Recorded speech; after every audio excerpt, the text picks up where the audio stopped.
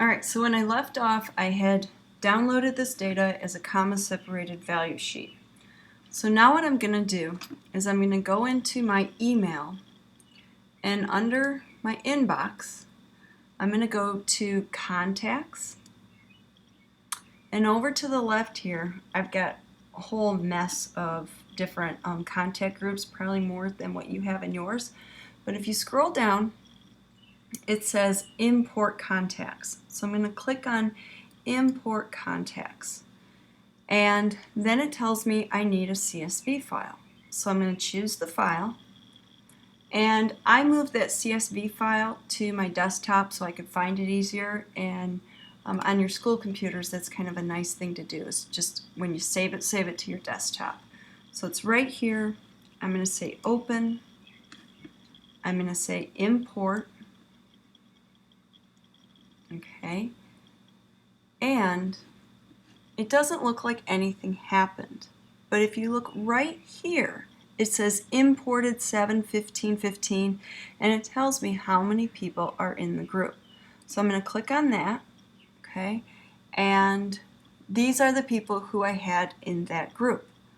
So now I'm going to call this group,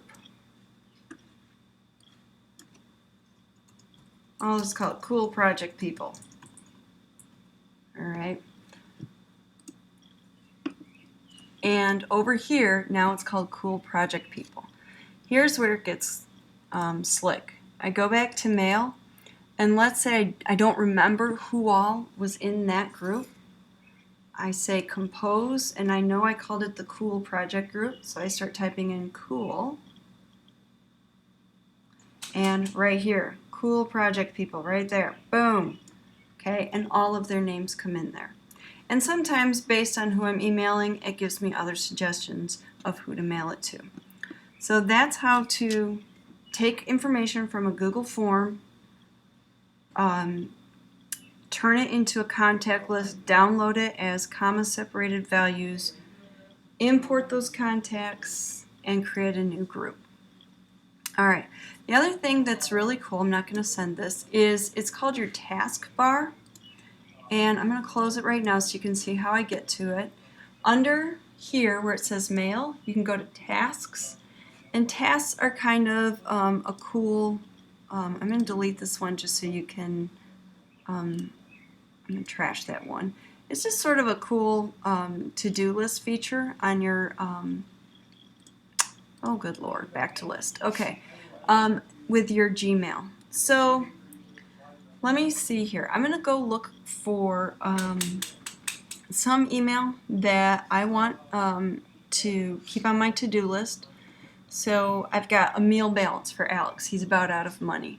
So what I can do with this email is when I open this, under More, I can add it to Tasks. Okay?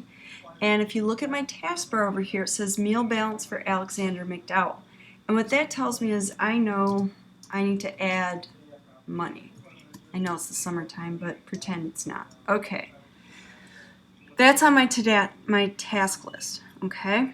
So once I'm done with that, once I've done that, I click on here, and under Actions, I can clear my completed tasks. Okay. I can also view my completed tasks, so it gives me a nice thing of all the things I got done that particular day. Go back to the list. Okay.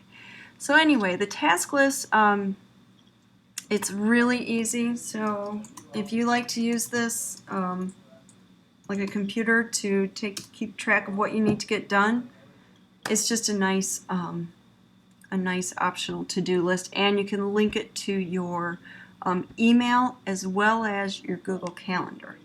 All right. Speaking of Google Calendar, I'm going to go to my calendar because the next thing on the thing is to create recurring events in your calendar. So one thing that I like to put on here is our paychecks. So I'm going to go ahead and I'm going to hit Create. And I'm going to call this Alex Paydays because he works for the swimming program now. He's a teacher. And he's going to get paid on the 16th. Okay, on that Thursday, and it's going to repeat and this is how you create recurring events. It's going to repeat on a weekly basis, but every 2 weeks. It'll start on July 16th. It can end never, so it goes on forever. Let's say it's only going to go, he's only going to be working for, 10 more pay periods. Okay. I'm going to hit enter so it gets that. Okay. Whoops. See, it kept it at 35 times. Sometimes it does that. I don't know why. 10. I'm going to hit tab. Okay. The summary every 2 weeks on Thursday 10 times. Done. Okay. And for the calendar, I'm going to put it on Alex's calendar so it'll show up on my calendar better. Right there, I've got Alex payday. Now, if I look at this at a month, I've got it here. It went in there.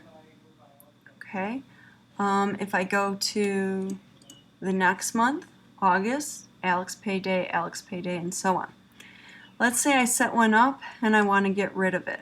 I can say delete this, and I can delete all other events, only this instance, everything following it, or all events in that series. So I'm going to say all events, and now they're all gone. Okay. So it's just kind of a cool thing to do if you know that something comes up on a consistent basis. Okay, giving your dog or cat their heartworm medicine or their flea treatment or something like that.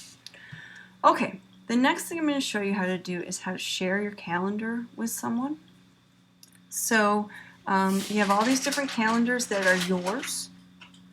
If I want to share my calendar with Mike, I click on that little drop-down calendar and I can say share this calendar. I can make it public. That's what I do for my cross-country calendar. I can share it with with everybody in the TPS, okay?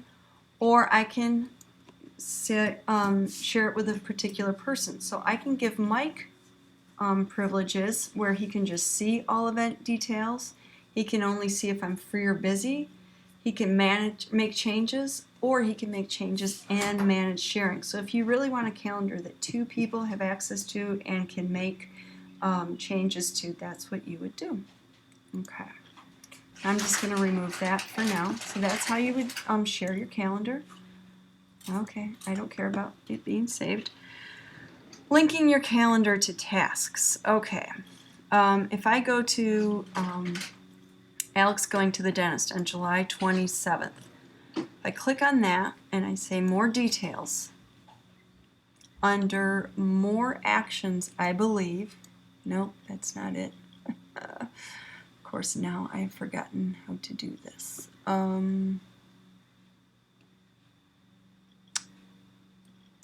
You know what? I might have to get back to you on that one because I don't really remember.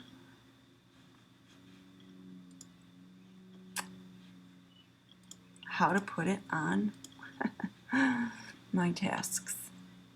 All right, I guess I'm going to have to come back to that. I apologize, wasted your time there. I'll figure it out in a minute. Okay, notification settings. Okay, so Alex going to the dentist. More details. I like to get tons of notifications. I'm going to get an email 10 minutes before, but let's say I want to get an email the day before. So I add a notification, I say 1 day before. So if I know it's something that I have a tendency to forget, for example, dentist appointments, I put a bunch of reminders in there. Okay? All right, I'm going to say save, and now I'm going to get an email 2 days before, 1 day before, and 10 minutes before. So that helps me remember things. Okay. Finally, setting up your calendar to email you your daily agenda. So right now, if I go to calendar settings, I believe is where this is.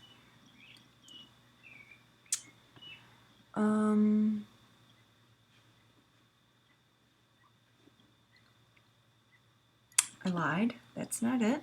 Okay, maybe notifications, daily agenda right here. So let me go back to the calendar.